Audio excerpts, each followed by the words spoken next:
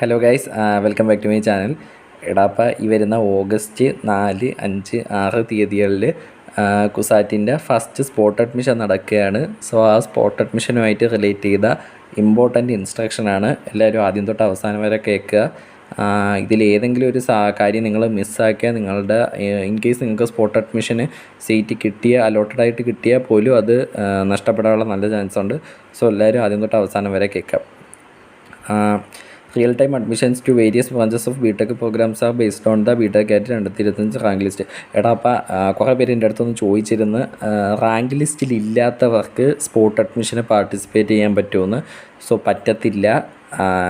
നിങ്ങളുടെ ഈ വർഷത്തെ കാറ്റ് എക്സാമിൻ്റെ റാങ്ക് ലിസ്റ്റിൽ ഉൾപ്പെട്ടവർക്ക് മാത്രമേ സ്പോട്ട് അഡ്മിഷന് പാർട്ടിസിപ്പേറ്റ് ചെയ്യാൻ പറ്റത്തുള്ളൂ. The candidates who have registered for the real-time admission in online mode only will be considered against the vacancies based on their rank. എടാ 30-31 തീയതികളിൽ രജിസ്റ്റർ ചെയ്യാൻ ടൈം ഉണ്ടായിരുന്നു. സോ ആ ഓൺലൈനായിട്ട് രജിസ്റ്റർ ചെയ്തവർക്ക് മാത്രമേ സ്പോട്ട് അഡ്മിഷന് പാർട്ടിസിപ്പേറ്റ് ചെയ്യാൻ പറ്റത്തുള്ളൂ. ലാസ്റ്റ് ഇയർ വരെ നമ്മൾ ഡയറക്റ്റ് പോയി ഓഫ്ലൈനായിട്ടായിരുന്നു രജിസ്റ്റർ ചെയ്യേണ്ടത്. ബട്ട് ഈ ഇയർ ഓൺലൈനായിട്ടായിരുന്നു. 500 രൂപ അടച്ച് ഓൺലൈനായിട്ട് രജിസ്റ്റർ ചെയ്തവർക്ക് മാത്രമേ ഈ റിയൽ ടൈം അഡ്മിഷന് പാർട്ടിസിപ്പേറ്റ് ചെയ്യാൻ പറ്റുള്ളൂ. അത് പാർട്ടിസിപ്പേഷൻ എന്ന് പറയുന്നത് തന്നെ ഓരോരുത്തരുടെ റാങ്കിൻ്റെ ബേസിസിലായിരിക്കും അവരുടെ വിളിക്കുന്നത്. സോ അങ്ങനെയായിരിക്കും spot admission. Detailed scheduled is published in the admission website. എടാ നിങ്ങൾക്ക് നിങ്ങളുടെ ഡേറ്റും ടൈമും എല്ലാം ഒന്നുകിൽ മെയിലായിട്ട് വന്നതാണ്. ഇൻ കേസ് മെയിലായിട്ട് വന്നില്ലെങ്കിൽ നിങ്ങൾ സൈറ്റിൽ കയറി നോക്കിയാൽ മതി. ഒരു PDF ആയിട്ട് കിട്ടുന്നുണ്ട്. അതിൽ ഫുൾ ഡീറ്റെയിൽസ് ഉണ്ട്. അതിൽ നിങ്ങൾ എത്രാമത്തെ ആളാണ്, നിങ്ങളുടെ റാങ്ക്, നിങ്ങളുടെ ഡേറ്റ്, നിങ്ങൾ വരേണ്ട ടൈം എല്ലാം അതിൽ കൊടുത്തിട്ടുണ്ട്. സോ എല്ലാവരും കയറി ഒന്ന് ചെക്ക് ചെയ്യുക. Candidates are required to report the venue as per the scheduled time. Candidates who secure allotted in the real-time admission shall be pay the fees application of the program in the payment the online payment as the same day. എടാ അപ്പോൾ അതിൽ സ്ഥലവും തീയതി എല്ലാം കൊടുത്തിട്ടുണ്ട്. So seminar കോംപ്ലക്സിലാണ്, CUSAT seminar complex വെച്ചാണ് spot admission നടക്കുന്നത്. സോ നിങ്ങൾ സ്പോട്ട് അഡ്മിഷന് ഏതെങ്കിലും ഒരു കോഴ്സ് അലോട്ടഡ് ആയാൽ അന്നേ ദിവസം അന്നേ ടൈം തന്നെ നിങ്ങൾ പേയ്മെൻറ്റ് ചെയ്യേണ്ട കാര്യമുണ്ട്. സോ പിന്നത്തേക്ക് പേയ്മെൻറ്റ് ചെയ്യാൻ പറ്റത്തില്ല. സ്പോട്ട് അഡ്മിഷനാണ്. ഏതെങ്കിലും ഒരു കോഴ്സ് അലോട്ടഡ് ആയാൽ സ്പോട്ടിൽ തന്നെ പേയ്മെൻറ്റ് ചെയ്യേണ്ടതായിട്ടുണ്ട്.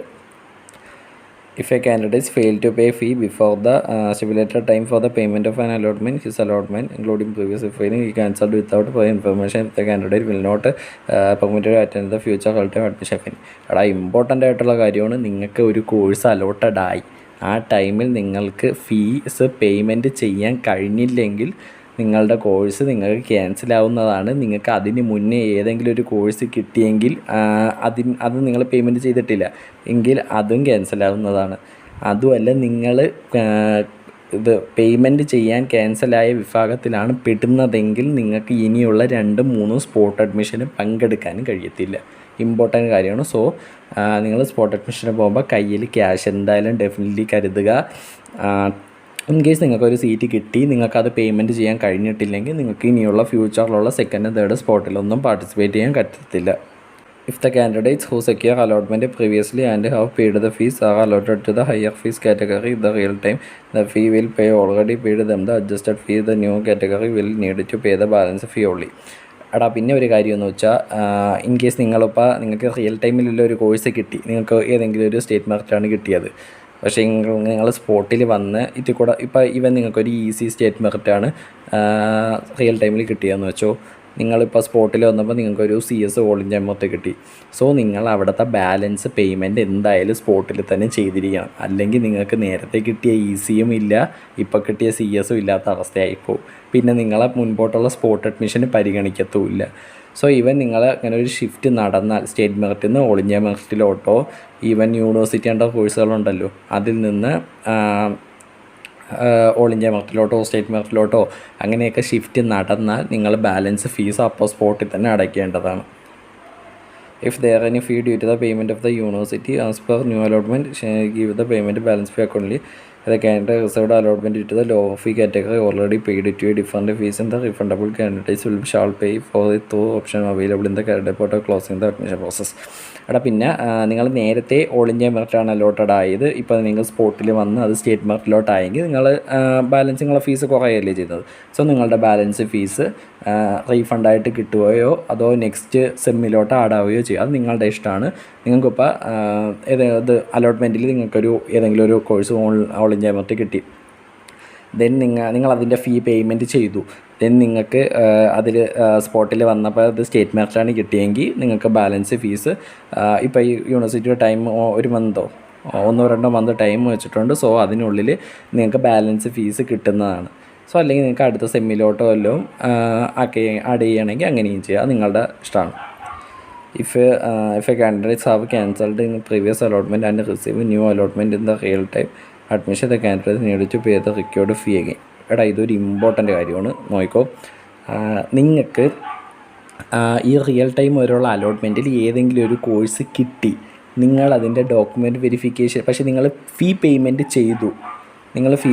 ചെയ്തു എന്നിട്ട് നിങ്ങൾ അതിൻ്റെ ഡോക്യുമെൻറ്റ് വെരിഫിക്കേഷന് പോവാതിരിക്കുകയോ ആ കോഴ്സ് ക്യാൻസൽ ചെയ്ത് കളയുകയോ ചെയ്തിട്ടുണ്ടെന്ന് വെച്ചോ. ഇവൻ ആരെങ്കിലും ഇപ്പോൾ റിയൽ ടൈമിലൊരു കോഴ്സ് കിട്ടി, ആ കുട്ടി ഫീസൊക്കെ പേയ്മെൻറ്റ് ചെയ്തിട്ടുണ്ട്, ഡോക്യുമെൻറ്റ് വെരിഫിക്കേഷന് പോകാൻ പറ്റിയിട്ടില്ല, അപ്പോൾ ആ കുട്ടിയുടെ കോഴ്സ് ഓൾറെഡി ക്യാൻസൽഡാണ്. അപ്പം നിങ്ങൾ സ്പോട്ടിൽ വന്നപ്പോൾ നിങ്ങൾക്ക് ആ കോഴ്സ് പിന്നെയും കിട്ടി, പക്ഷേ നിങ്ങൾ സെപ്പറേറ്റ് ഒന്നും കൂടെ ഫീ പേയ്മെൻറ്റ് ചെയ്യേണ്ടതായിട്ടുണ്ട്.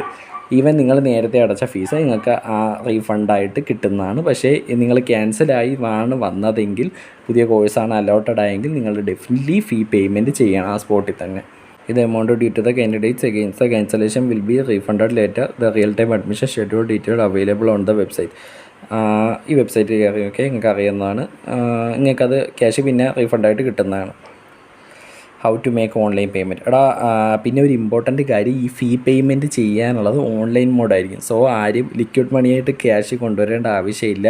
നമ്മൾ ഇപ്പോൾ ഒരു അലോട്ട്മെൻറ്റ് കിട്ടി നമ്മൾ ഓൺലൈനായിട്ട് ഫീ അടയ്ക്കൂലേ, അതേപോലെ തന്നെയായിരിക്കും. അല്ലാതെ സ്പോട്ടാണെന്ന് വെച്ച് ലിക്വിഡ് ക്യാഷ് ആയിരിക്കത്തില്ല.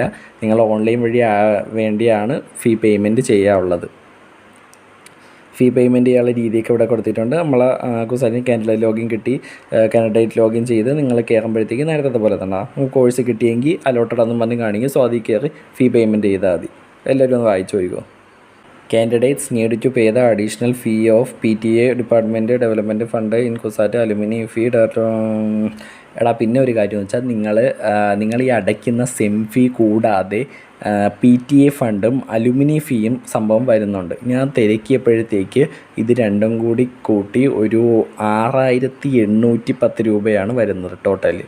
സോ നിങ്ങൾ ഇപ്പോൾ നിങ്ങൾക്ക് സ്റ്റേറ്റ് മെറിറ്റ് ആണെങ്കിൽ നിങ്ങൾ അടയ്ക്കേണ്ട ഫീ ഓൾമോസ്റ്റ് ഒരു 33,000 രൂപയും, ഓൾ ഇന്ത്യ മെറിറ്റ് ആണെങ്കിൽ നിങ്ങൾ അടയ്ക്കേണ്ട ഫീ ഒരു 58,000 രൂപയാണ്. 58,750 ഇതാണ് ആക്യുറേറ്റ് ഫീ. ദെൻ ഇത് കൂടാതെ നിങ്ങൾക്ക് അലോട്ടഡ് ആയാൽ നിങ്ങളൊരു 6,000, അതെല്ലാ കാറ്റഗറി അല്ല, SC ST OEC ഒഴിച്ച് ബാക്കി എല്ലാ കാറ്റഗറിയും 6,810 രൂപ PTA ഫണ്ട് അലുമിനിയം ഫീയും കൂടെ ചേർത്ത് അവിടെ അടയ്ക്കേണ്ടതായിട്ടുണ്ട്. 6,810 രൂപ. സോ ആ ക്യാഷും കൂടെ കയ്യിൽ കരുതുക. അത് ഓൺലൈനല്ല, അത് ലിക്വിഡ് മണി ആണെങ്കിൽ സാരമില്ല, ആ ക്യാഷും കൂടെ കയ്യിൽ കരുതാൻ ശ്രദ്ധിക്കുക. ദെൻ സർട്ടിഫിക്കറ്റ്സ് ആണ്. നിങ്ങൾ സ്പോട്ടിന് പോകുമ്പോൾ കൊണ്ടുപോകാനുള്ള സർട്ടിഫിക്കറ്റ്സ് ആണ്. Certificates B produced during the certificate verification. ഒന്നാമത്തെ നിങ്ങളുടെ SSLC സർട്ടിഫിക്കറ്റ് വേണം, നിങ്ങളുടെ 12th സർട്ടിഫിക്കറ്റ് മാർക്ക് ലിസ്റ്റ് വേണം, നിങ്ങളുടെ TC വേണം, CC വേണം. അത് രണ്ടും ഒറിജിനലായിരിക്കണം. TCയും കോൺടാക്ട് സർട്ടിഫിക്കറ്റ്, CC ഒറിജിനലായിരിക്കണം. പിന്നെ പ്രൂഫ് ഓഫ് കമ്മ്യൂണൽ റിസർവേഷൻ. നിങ്ങളുടെ ഇപ്പോൾ റിസർവേഷൻ ഇപ്പോൾ OBC ആണെങ്കിൽ NCL, അങ്ങനെ നിങ്ങൾക്ക് ഓരോ റിസർവേഷൻ ഉണ്ടെങ്കിൽ അവരെ നോൺ ക്രിമിനൽ ഇറക്കം ഉണ്ടല്ലോ, അത് ഓരോ കാറ്റഗറിക്കാരൊക്കെ അവരുടെ റിസർവേഷൻ എന്താണെന്ന് അറിയാൻ പറ്റും. സോ അത് മസ്റ്റാണ്, വേണം. പിന്നെ നിങ്ങൾ NRIO, CGWO, EWSO അങ്ങനത്തെ സ്പെഷ്യൽ റിസർവേഷൻ കാറ്റഗറിയാണ് എടുത്തിട്ടുണ്ടെങ്കിൽ അതിൻ്റെ ഡോക്യുമെൻറ്റ്സ് അതും ഇതെല്ലാം ഒറിജിനലായിരിക്കണം. പിന്നെ proof of Keralite status. Keralite സ്റ്റാറ്റസിൻ്റെ പ്രൂഫ് ഒരുപാട് പേരൊന്നും ചോദിച്ചു. എന്ന് വെച്ചാൽ ഒന്നുകിൽ നിങ്ങളുടെ SSLC അല്ലെങ്കിൽ നിങ്ങളുടെ ബർത്ത് സർട്ടിഫിക്കറ്റ്, ഇതിലേതെങ്കിലും മതി. നിങ്ങൾ കേരളൈറ്റ് ആണെന്ന് തെളിയിക്കാനുള്ള പ്രൂഫാണ്. ഒന്നുകിൽ SSLC അല്ലെങ്കിൽ birth certificate. Then self declaration stating nationality. അതെന്തായിരുന്നു ഞാൻ കാണിച്ചുതരാം. അത് ഈ PDF തന്നെ അതിൻ്റെ ഫോമുണ്ട്, ഞാൻ കാണിച്ചുതരാം. പിന്നെ ദെൻ വേണ്ടത് ആൻറ്റി ഡ്രഗ്. ഒരു ആൻറ്റി ഡ്രഗിൻ്റെ ഡിക്ലറേഷൻ വേണം, മസ്റ്റാണ്. സോ എല്ലാവരും ഇത് HTTP ആൻറ്റി ഡ്രഗ് അഫിഡവിറ്റ് എന്ന് പറയുന്ന ഈ ഒരു സൈറ്റിൽ കയറി നിങ്ങളുടെ പേരും മെയിലും എല്ലാമൊക്കെ അടിച്ച് രജിസ്റ്റർ ചെയ്യുമ്പോഴത്തേക്ക് നിങ്ങൾക്കതൊരു പ്രിൻ്റായിട്ട് ഫോം ആയിട്ട് ഒരു PDF ആയിട്ട് നിങ്ങൾക്ക് കിട്ടും. ദെൻ അത് കൊണ്ടുപോയി നിങ്ങൾ പ്രിൻ്റ് എടുത്ത് ആ ഫോം പൂരിപ്പിക്കണം. ആൻറ്റി റാഗിങ് മസ്റ്റാണ്. അത് ആൻറ്റി റാഗിങ് വരുമ്പോൾ നിങ്ങളുടെ ഡിക്ലറേഷനും ഉണ്ട്, നിങ്ങളുടെ പേരൻറ്റിൻ്റെ ഡിക്ലറേഷനും ഉണ്ട്. ഇത് രണ്ടും വേണം. സോ ആൻറ്റി റാഗിങ് വേണം. Then +2 mark list, self declaration, nationality, TC original, CC വേണം, സർട്ടിഫിക്കറ്റ് സബ്മിറ്റ്. അടുത്ത കമ്മ്യൂണൽ റിസർവേഷൻ പറയാം. SC ST Kerala scheduled caste SC ST submit എടുത്ത വേൾഡ് ഒറിജിനൽ കമ്മ്യൂണൽ റിസർവേഷൻ സബ്മിറ്റ് ചെയ്ത് ഇഷ്യൂഡ് ചെയ്ത തഹസിൽദാർ. SC ST ശ്രദ്ധിക്കാനുള്ള കാര്യം, നിങ്ങളുടെ കമ്മ്യൂണൽ റിസർവേഷൻ സർട്ടിഫിക്കറ്റ് ഉണ്ടല്ലോ, അത് തഹസിൽദാറിൻ്റെ അണ്ടറിൽ നിങ്ങൾ എടുത്തതായിരിക്കണം. ഈവൻ OBC ഒക്കെ ആണെങ്കിൽ തഹസിൽദാർ വേണ്ട, സ്റ്റേറ്റ് പർപ്പസാണ്. സോ വില്ലേജ് ഓഫീസറിൻ്റെ മതി. പക്ഷേ SC ST തഹസിൽദാറിൻ്റെ തന്നെ വേണം. അടുത്തത് ഈ candidates word ETB, MSM, LCC, OBX, OBH, DHV, KMB, PMC, VSK ഇത്ര കാറ്റഗറിയുള്ള നിങ്ങൾക്ക് അറിയായിരിക്കും നിങ്ങളുടെ കാറ്റഗറിയിൽ എന്താണ് നിങ്ങളുടെ കമ്മ്യൂണൽ റിസർവേഷൻ സർട്ടിഫിക്കറ്റ് എന്ന്. സോ ഇങ്ങനെയുള്ളവർ നോൺ ക്രിമിലിയറൊക്കെ നിങ്ങൾ സ്റ്റേറ്റ് പർപ്പസാണ്. സോ നിങ്ങൾ വില്ലേജ് ഓഫീസറിൻ്റെ കീഴിൽ നിന്ന് എടുത്തതായിരിക്കണം വേണ്ടത്. OBH candidates eligible for the fee concession application to OEC candidates submitted such a valid original income certificate issued by the competent authority to prove their eligibility. OBH കാറ്റഗറിയിലുള്ളവർ OECയിൽ eligible ആണെങ്കിൽ നിങ്ങളുടെ original certificate മസ്റ്റാണ്, എന്തായാലും വേണം. കാര്യം OEC SC ST ക്കൊന്നും വലിയ fees ആവുന്നില്ല. സോ OBH കാറ്റഗറിക്കാർ നിങ്ങൾ OEC കാറ്റഗറിയിൽ പെടുന്നുണ്ടെങ്കിൽ നിങ്ങളുടെ ഇൻകം സർട്ടിഫിക്കറ്റും എല്ലാം ഒറിജിനൽ വാലിഡ് ആയിട്ടുള്ളത് വേണ്ടി വരും. പിന്നെ application belong to general category അവർ claimed reservation under economic weaker section EW submit ചെയ്ത വേൾഡ് ഓത്ത് സർട്ടിഫിക്കറ്റ് ഇഷ്യൂഡ്. നിങ്ങൾ EWS കാറ്റഗറി ഇപ്പോൾ ജനറലിൽ വീക്കർ സെക്ഷനിലുള്ളവർ EWS ഉണ്ട്. സോ EWS ഉള്ളവർ EWSൻ്റെ സർട്ടിഫിക്കറ്റ് കൊണ്ടുവരാൻ ശ്രദ്ധിക്കുക. അത് certificate if apply relevant appears certificate issued by the authority submitted claim of any and the reservation seat mentioned under the supremacy seat candidates is allowed to seat under the category relevant certificate if certificate. പിന്നെ ശ്രദ്ധിക്കാനുള്ള എല്ലാവരും date നോക്കുക. നിങ്ങൾക്കിപ്പോൾ ഓരോ സർട്ടിഫിക്കറ്റിന് ഇത്ര date ഉണ്ട്. ഇപ്പോൾ non ക്രിമിലിയറൊക്കെ ആണെങ്കിൽ maybe 1 വർഷം കണ്ടാണെന്ന് തോന്നുന്നു ഡേറ്റ്. സോ ഡേറ്റ് വാലിഡ് ആയിരിക്കണം. വാലിഡ് ഇല്ലാത്ത സർട്ടിഫിക്കറ്റ് ഒന്നും സ്വീകരിക്കുന്നതല്ല. വാലിഡ് ആയിട്ടുള്ള 1 വർഷമെങ്കിൽ 1 വർഷത്തിനുള്ളിൽ വാലിഡ് ആയിട്ടുള്ള സർട്ടിഫിക്കറ്റ്സ് തന്നെ വേണം. പിന്നെ കേരളൈറ്റ് സ്റ്റാറ്റസിനെ കുറിച്ച് പറയുന്നുണ്ട്. കേരളൈറ്റ് സ്റ്റാറ്റസ് നിങ്ങൾ കേരളൈറ്റ് ആണെന്ന് തെളിയിക്കാനുള്ളതേ ഉള്ളൂ. സോ ഈവൻ ബർത്ത് സർട്ടിഫിക്കറ്റ് മതി. ബർത്ത് സർട്ടിഫിക്കറ്റിൻ്റെ ഒരു കോപ്പി എടുത്തുകൊണ്ട് പോയാൽ മതി. അല്ലെങ്കിൽ SLC വേണമെങ്കിൽ SLC വെച്ചോ. ദെൻ NRI കോട്ടനെ കുറിച്ച് പറയുന്നുണ്ട്. Non residence Indian NRI seats applicable are programs which NRI seat allotted certificate NRI status is not compulsory but those who have opted NRI seats should submitted the declaration giving Annexure 1. NRI vacant seats will be filled from candidates who chosen NRI during the application seat only. കുറേ കുട്ടികൾ എൻ്റെ അടുത്ത് വന്ന് ചോദിച്ചായിരുന്നു, application ടൈമിൽ NRIക്ക് apply ചെയ്തിട്ടില്ല, so സ്പോട്ടിൽ NRI സീറ്റ് കിട്ടുമോ എന്ന് ഒരുപാട് പേര് ചോദിച്ചിരുന്നു. അതിനുള്ള ഉത്തരം തരാൻ കിട്ടില്ല. സോ ലാസ്റ്റ് ഇയർ വരെയും സ്പോട്ട് അഡ്മിഷനിൽ NRIയോ CGW ഒക്കെ ലാസ്റ്റ് സ്പോട്ട് വരെയും ആ സീറ്റ് പോയിട്ടില്ലെങ്കിൽ ആ സീറ്റ് NRI ആക്കി നേരത്തെ അപ്ലൈ ചെയ്യാത്തവർക്കും കൊടുക്കുന്ന ഒരു പതിവുണ്ടായിരുന്നു. പക്ഷേ ഈ ഇയർ തൊട്ട് അങ്ങനെ ഇല്ല. NRIക്ക് നേരത്തെ അപ്ലൈ ചെയ്ത കുട്ടികൾക്ക് മാത്രമേ ഉള്ളൂ. നിങ്ങൾ എക്സാമിന് വേണ്ടി നിങ്ങൾ അപ്ലൈ ചെയ്തില്ലേന്നോ, സോ ആ ടൈമിൽ 5000 രൂപ എക്സ്ട്രാ ക്യാഷ് അടച്ച് NRIക്ക് വേണ്ടി അപ്ലൈ ചെയ്ത കുട്ടികളുണ്ട്. സോ അവരൊക്കെ മാത്രമേ ഉള്ളൂ. NRI കുട്ടികൾ കാറ്റ് റാങ്ക് ലിസ്റ്റിൽ ഉണ്ടാവണം. പിന്നെ നിങ്ങളുടെ ഡോക്യുമെൻ്റ് വെരിഫിക്കേഷൻ ടൈമിൽ Annexure 1 അതൊരു ഡിക്ലറേഷനാണ്. NRIൻ്റെ ഒരു അഫിഡവിറ്റ് ഉണ്ട്. സോ അത് ഞാൻ കാണിച്ചു തരാം. അത് കമ്പൽസറിയാണ്. അത് ഫില്ല് ചെയ്തിരിക്കണം. സോ പറയാനുള്ളതെന്ന് വെച്ചാൽ നേരത്തെ NRIക്ക് അപ്ലൈ ചെയ്ത കുട്ടികൾക്ക് മാത്രമേ NRI സീറ്റ് ഉള്ളൂ. പുതുതായിട്ട് അപ്ലൈ ചെയ്യാൻ പറ്റത്തില്ല. ദെൻ CGW ആണെങ്കിലും അങ്ങനെ തന്നെ. CGW ഇത് പുറത്തുള്ള വർക്കേഴ്സിൻ്റെ മക്കൾക്കുള്ള സീറ്റ് തന്നെയാണ്. സോ CGW NRIയും തമ്മിലുള്ള ഡിഫറൻസ് എന്തെന്ന് ചോദിച്ചാൽ CGW ആകുമ്പോൾ നിങ്ങൾക്ക് ഓൾ ഇന്ത്യ മെറിറ്റിൻ്റെ ഫീസ് മാത്രമേ ആവത്തുള്ളൂ. NRI ആകുമ്പോഴത്തേക്ക് ഫീസ് കൂടുതലാണ്. ഓൾമോസ്റ്റ് ഒരു 70K സംതിങ് വരുന്നുണ്ട്. CGW ആകുമ്പോൾ നിങ്ങൾക്ക് NRI സീറ്റിൻ്റെ ഫീസ് മാത്രമേ ആവത്തുള്ളൂ. അതാണ് വ്യത്യാസം. സോ CGWന് നേരത്തെ അപ്ലൈ ചെയ്യേണ്ടതായിട്ടുണ്ടായിരുന്നു. പിന്നെ NRI ആകുമ്പോഴത്തേക്ക് NRIക്ക് ആ ഒരു ഡിക്ലറേഷൻ ഉണ്ട്. ആ ഡിക്ലറേഷൻ മാത്രം മതിയായിരിക്കും. പക്ഷേ CGW അങ്ങനെയല്ല. അവിടെ ഇത്ര 5 കാര്യങ്ങളുണ്ട്. ഇതെല്ലാം CGWക്കാർ കൊണ്ടുവരണം. മാർക്ക് ലിസ്റ്റ്, +2 മാർക്ക് ലിസ്റ്റ്, പിന്നെ ഇമ്പോർട്ടൻ്റ് ആയിട്ടുള്ള ഇതാണ് employee certificate of the parent is duly attested by the Indian embassy. എടാ നിങ്ങളിപ്പോൾ ഏത് കൺട്രിയിലാണ് നിൽക്കുന്നത് ആ കൺട്രിയിലെ എംബസി വഴി മുഖാന്തരം നിങ്ങൾക്കൊരു സാധനം കിട്ടും. അത് കറക്റ്റായിട്ട് എനിക്ക് എന്തെങ്കിലും അറിയത്തില്ല. സോ അങ്ങനെ ഒരു സാധനമുണ്ട്. CGWക്ക് അപ്ലൈ ചെയ്തവർക്കൊക്കെ അറിയായിരിക്കും. സോ അത് വേണം, അത് മസ്റ്റാണ്. സോ അതില്ലെങ്കിൽ നിങ്ങൾക്ക് CGW സീറ്റ് കിട്ടത്തില്ല.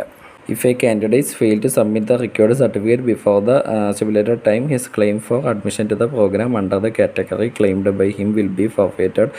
The sole responsible such candidate will be registered with the candidate. Admission will be optional and is subjected to the biometric verification. After the admit candidate, the date will be published. എടാ അപ്പോൾ സാധനങ്ങളെല്ലാം ഉള്ളവർക്ക് മാത്രമേ admission കിട്ടുള്ളൂ. ഇതിൽ നിങ്ങളിപ്പോൾ in case NRIയിലോ CGWയിലോ ആണ് allotted ആയിട്ടുണ്ടെങ്കിൽ നിങ്ങൾക്ക് ഡോക്യുമെൻറ്റ് വെരിഫിക്കേഷൻ ടൈമിൽ മേൽപ്പറഞ്ഞ കാര്യങ്ങളില്ലെങ്കിൽ നിങ്ങളുടെ സീറ്റ് ക്യാൻസൽ ചെയ്യും. പിന്നെ നിങ്ങൾക്ക് മുന്നോട്ടുള്ള ഒരു അലോട്ട്മെൻറ്റിലും റിയൽ ടൈം അഡ്മിഷനും പാർട്ടിസിപ്പേറ്റ് ചെയ്യാൻ പറ്റുന്നതുമല്ല. ദെൻ അനക്ഷർ 1 എടാ ഈ ഡിക്ലറേഷൻ കണ്ടോ, ഇതാണ് NRIയുടെ ഡിക്ലറേഷൻ. സോ ഇത് എടാ നിങ്ങൾ സ്കോസാറ്റിൻ്റെ സൈറ്റിൽ കയറി ഇതിൻ്റെ ഡിക്ലറേഷൻ എല്ലാം കിട്ടുന്നതാണ്. സോ അത് നിങ്ങൾ പ്രിൻ്റ് എടുത്ത് പൂരിപ്പിക്കുക.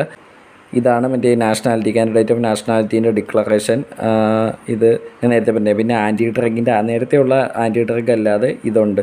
ആൻറ്റി ഡ്രഗിൻ്റെ വേറൊരു ഡിക്ലറേഷൻ ഉണ്ട്, ഇതുണ്ട്. ഇതെല്ലാം ഓരോരോ ഡിക്ലറേഷൻസാണ്. ഇതെല്ലാം നിങ്ങൾ പ്രിൻ്റ് എടുത്ത് പൂരിപ്പിച്ച് കയ്യിൽ വയ്ക്കുക. എടാ അപ്പോൾ ഇത്രയൊക്കെ ഉള്ളൂ. കുറേ പേര് സ്പോട്ട് അഡ്മിഷനായിട്ടൊക്കെ റിലേറ്റ് ചെയ്തൊക്കെ ഡൗട്ടൊക്കെ ചോദിച്ചിട്ടുണ്ടായിരുന്നു. സോ അവർക്കൊക്കെ ഓൾമോസ്റ്റ് ഒരു ഐഡിയ കിട്ടിയെന്ന് വിചാരിക്കുന്നു. സോ എല്ലാവരും കൃത്യസമയത്ത് തന്നെ എത്താൻ ശ്രമിക്കുക. എല്ലാ ഡോക്യുമെൻറ്റ്സൊക്കെ കൊണ്ടുപോകാൻ ശ്രദ്ധിക്കുക. അത്രയൊക്കെ ഉള്ളൂ. എടാ പിന്നെ ഇതേപോലെ ഇമ്പോർട്ടൻ്റ് അപ്ഡേറ്റ്സ് കിട്ടാൻ വേണ്ടി എല്ലാവരും ചാനൽ മറക്കാതെ സബ്സ്ക്രൈബ് ചെയ്യുക. എടാ പിന്നെ ലൈക്ക് ചെയ്യാൻ മറക്കരുത്. എല്ലാവരും ലൈക്ക് ചെയ്യുക. അത്രയൊക്കെ ഉള്ളൂ. Thanks for watching. ബൈ.